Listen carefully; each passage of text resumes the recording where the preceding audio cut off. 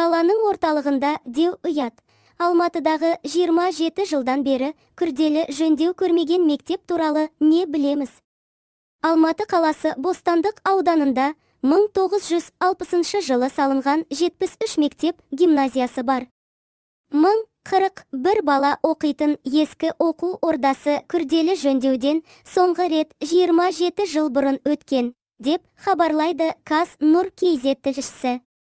КСРО кезінде салынған 2 қабатты мектепте 20 оқу кабинеті бар. Білім ордасы 1997 жылдан бері күрделі жөндеу көрмеген. Ғимараттың сыртқы қабырғалары мүжілген, ал арт жақтағы кейбір есіктер таспен тіреліп тұр. Оқушылар осындай жағдайдағы мектепте 2 ауысымда білім алып жатыр. Аты жөнін атамауды өтінген ата-ана Алматының орталығында мұндай мектеп бар екеніне ұялатынын айтты. Мектептегі мұғалімдер барлығы ұнайды. Бірақ, кеңес заманынан кейін бұл жерге жөндеу жасалмаған сияқты. Есіктері де сол кезеңдікі, баспалдақтар мен қабырғалар да ескі. Сонысымен қоймай, мұнда гимназия сыныптар да бар.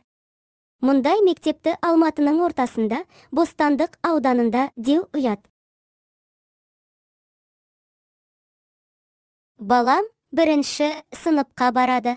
Бізді 2-ші тоқсанда басқа мектепке көшіретінін айтты. Бірақ жиенімнің баласы осында 9-ші сынып оқиды.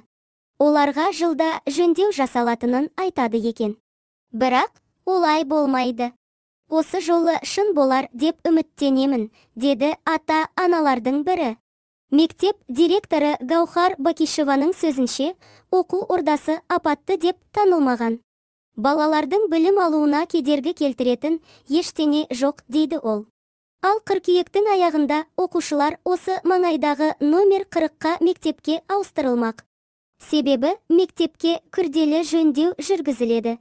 Қазір оқушыларды басқа мектепке ауыстыру туралы құжаттар дайындалып жатыр. Мектепті жаңарту туралы жобалық сметалық жұмыстар толығымен дайын.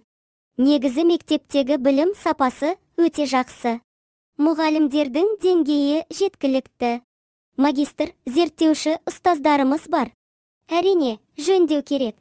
Алайда бұл жерде оқи алмайсың деген әңгіме жоқ. Барлық кабинет сабақ өтуге қауіпсіз.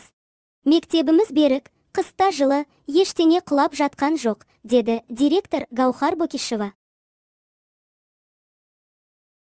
Алматы қаласының әкімдігі жөндеу жұмыстарының 2025 жылдың 4-ші тоқсанында аяқталатынын айтты. Жақын арада жобалық, сметалық құжаттар құрылыс басқармасына беріледі.